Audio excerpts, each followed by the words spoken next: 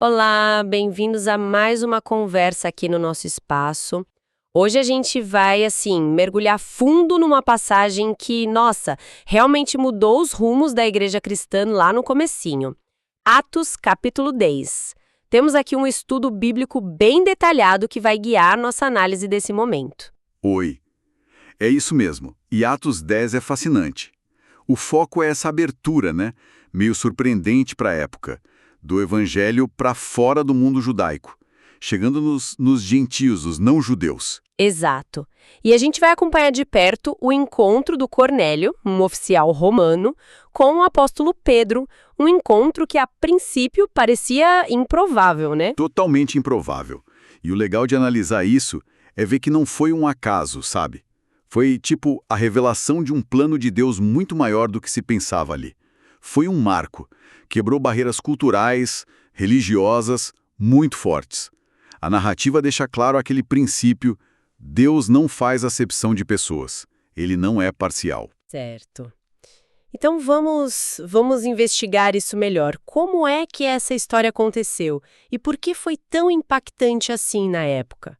O que tinha de tão radical desse encontro? Para a gente ter uma ideia, né, do peso disso, precisamos voltar um pouquinho, pensar no cenário. A igreja cristã nasceu ali no meio do judaísmo. Os primeiros membros eram judeus, falavam aramaico, grego talvez, mas a identidade era judaica. Existia um abismo mesmo cultural e religioso entre judeus e gentios. Sim, e não era uma coisinha pequena, não. Era uma divisão profunda. Muitos judeus viam os gentios como ritualmente impuros. O estudo que a gente está usando menciona essas barreiras sociais, até alimentares, baseadas na lei de Moisés. Para um judeu da época, só a ideia de sentar para comer com um gentil, ou pior, entrar na casa dele, era muito complicado, quase impensável, assim. Tinha o medo da contaminação, né? De se envolver com idolatria, talvez. Comida de gentil não seguia as regras da lei, então era evitada. Era um mundo bem separado. E é nesse cenário, com esses muros todos, que surgem o Cornélio e o Pedro. Quem eram eles exatamente nesse contexto? Bom, o Cornélio, ele era um centurião, um oficial romano que ficava em Cesareia Marítima, uma cidade importante, bem romana ali na Judéia. Mas o interessante é que, apesar de ser gentil, estrangeiro, o texto de Atos, logo no comecinho, nos versículos 1 e 2, descreve ele muito bem. Diz que ele era piedoso e temente a Deus com toda a sua casa. Nossa. E não era só da boca para fora. Ele dava esmolas para o povo judeu, orava sempre. O estudo até sugere que ele buscava a salvação de verdade, mas a origem gentia dele era vista como um problemão naquele contexto. Entendi. E do outro lado, Pedro.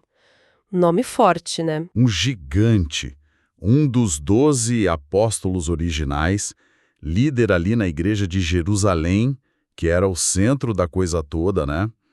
Uma igreja na época, basicamente judaica, figura central sem dúvida. E a história começa a ficar... Sobrenatural, com visões. A primeira é a do Cornélio, né? Isso. A narrativa diz que ele estava orando lá pelas 3 da tarde, a hora nona, um horário judaico de oração, e teve uma visão. Bem clara. Um anjo apareceu para ele. E olha que interessante a mensagem. O anjo diz que as orações e esmolas dele foram notadas por Deus. Que incrível! E aí vem a ordem. Manda buscar, lá em Jope, um tal de Simão Pedro. E a análise aqui ressalta um ponto teológico importante. Deus usa anjos para comunicar, para direcionar. Mas a pregação do evangelho, a explicação da salvação, isso é tarefa humana. Ah, interessante isso. O anjo não pregou para ele. Não pregou. Direcionou para o Pedro. E o Cornélio obedece na hora. Manda os servos irem buscar Pedro imediatamente. Uma obediência impressionante. Puxa, um oficial romano obedecendo assim, já mostra algo diferente nele, né? E enquanto os servos dele estão viajando para Jope, lá em Jope, o Pedro também tem uma experiência divina, bem Esquisita, digamos assim. Esquisita é uma palavra, né? No dia seguinte, perto do meio-dia, Pedro está lá orando no terraço e tem aquela visão famosa que deixa ele confuso, perturbado mesmo. O estudo não entra nos detalhes do lençol com os animais impuros, mas foca no porquê da visão. Era Deus preparando Pedro Preparando para quê? para a missão que vinha aí. Era Deus confrontando as convicções mais arraigadas dele, os preconceitos sobre puro e impuro. Era como se Deus estivesse resetando a mentalidade do Pedro. Deus sabia que mandar Pedro, um judeu, entrar na casa de um gentil como Cornélio ia ser um choque cultural, teológico, para o próprio apóstolo. Faz sentido. É fascinante ver essa orquestração divina preparando os dois lados para o encontro. E o Pedro, talvez sentindo o peso da missão, a estranheza toda, ele não vai sozinho para Cesareia, né? Ele leva a gente com ele. Exato, ele foi prudente, sabia que estava pisando em ovos, né? Que aquilo podia gerar controvérsia. Então ele leva junto 6 outros cristãos judeus de Jope. 6 testemunhas. Isso. A presença deles seria fundamental. Eles seriam testemunhas oculares do que Deus ia fazer na casa do Cornélio. E isso foi crucial para Pedro depois, lá em Jerusalém. Entendi. Bom, aí a comitiva chega em Cesareia, Pedro, judeu, com outros judeus, entra na casa de Cornélio, um gentil. Só isso já era uau, uma quebra de paradigma total para a época. Com certeza, aquele passo para dentro da casa já era revolucionário. E a mensagem que Pedro prega ali é muito direta, focada em Jesus. O estudo que a gente está vendo aponta 3 pontos centrais no discurso dele, que eram, bombas teológicas para o momento. Quais eram esses pontos? Primeiro, a afirmação categórica: Deus não faz acepção de pessoas. Logo no início ele fala: reconheço por verdade que Deus não faz acepção de pessoas. Ou seja, nacionalidade, etnia, não era mais o critério para se aproximar de Deus. Isso vindo de um judeu era radical. Nossa, imagina o impacto. Segundo, o amor e a salvação de Deus são universais. A oferta é para qualquer um, de qualquer nação, que o teme e busca fazer o que é certo. Ou seja, que responde com fé, com o arrependimento. Não era mais um privilégio de nascimento. Acabou a exclusividade, digamos assim. Exato. E terceiro, talvez o ponto mais alto: Cristo é o Senhor de todos. Jesus não era só o Messias de Israel. Era o Senhor universal, a fonte da paz, do perdão, da salvação para todo mundo. Fica muito claro, então, que a chave de acesso mudou. Não era mais a descendência ou seguir a lei à risca, mas sim a fé em Cristo e o arrependimento. Mas não acaba aí, né? Algo ainda mais dramático acontece enquanto Pedro está falando. Sim, vem a confirmação de Deus, o clímax da história. Enquanto Pedro ainda estava pregando, o Espírito Santo desceu. Desceu sobre todos os gentios que estavam ouvindo. Todos eles? Todos eles. E o ponto-chave não foi algo só interno, subjetivo. Foi concreto, observável. Observável como? O que aconteceu que convenceu todo mundo ali, especialmente os judeus que estavam com Pedro? A evidência foi dupla, assim, inconfundível. Eles começaram a falar em outras línguas e a magnificar a Deus, a louvar a Deus em voz alta.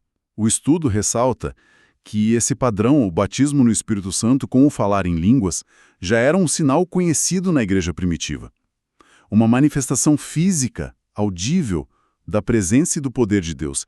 Era a mesma marca do Pentecostes, lá de Atos 2. E aqueles 6 irmãos judeus que foram de testemunha, como eles reagiram vendo gentios tendo a mesma experiência que eles tiveram? A reação foi de puro espanto. Ficaram admirados, atônitos. Era a prova ali, na frente deles, que o dom do Espírito Santo não era exclusivo dos judeus. Deus estava derramando o Espírito sobre os gentios, igualzinho, com a mesma evidência. Aquilo quebrou todas as caixinhas mentais deles. O estudo que a gente está usando faz uma conexão bem forte, né? Chama esse momento de Pentecostes gentílico. Por que essa comparação com o Pentecostes lá de Atos 2 é tão importante? É crucial. Porque estabelece um paralelo direto, intencional. O estudo sugere que Lucas, o autor de Atos, narra o evento em Cesareia usando o Pentecostes de Jerusalém como modelo. Em Atos 2, os judeus receberam o Espírito e falaram em línguas. Aqui, em Atos 10, os gentios recebem o Espírito e falam em línguas. A mensagem é poderosa. Deus estava colocando judeus e gentios crentes no mesmo nível espiritual. A mesma porta de entrada, a mesma experiência. Exatamente. A mesma experiência fundamental.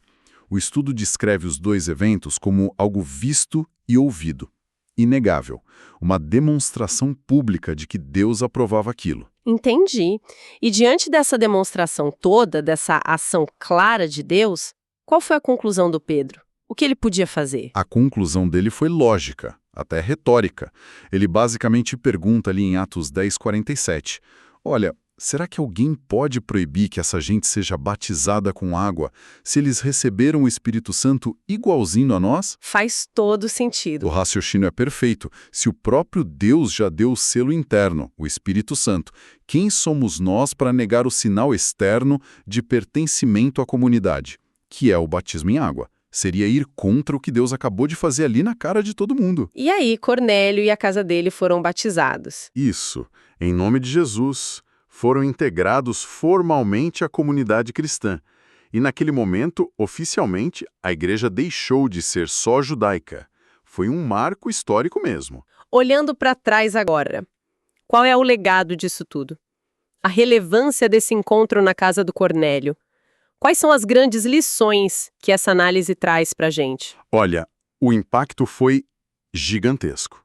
Redefiniu a missão cristã. Primeiro, o óbvio. Ficou claro, de um jeito que não dava para negar, que a salvação em Cristo é universal. Para todo mundo. Não tem limite de povo ou cultura. A frase do Pedro, Deus não faz acepção de pessoas, virou quase um lema dessa nova realidade. O estudo até liga isso com Atos 17, quando Paulo fala que Deus, de um só, fez toda a geração dos homens. Isso reforça a unidade humana, né? Combate qualquer tipo de racismo, preconceito. Muito forte isso. Segundo ponto importante que a análise destaca. A ação do Espírito Santo funcionou como um atalho divino, digamos assim. Superou os preconceitos humanos, que eram enormes, e evitou que poderiam ser anos e anos de debate teológico para decidir se gentil entrava ou não e como entrava. A experiência veio antes da regra, então. Exato. A experiência validou a abertura. Isso foi fundamental para o Pedro se defender depois quando foi questionado em Jerusalém. Ele pôde dizer, gente, eu vi Deus agindo.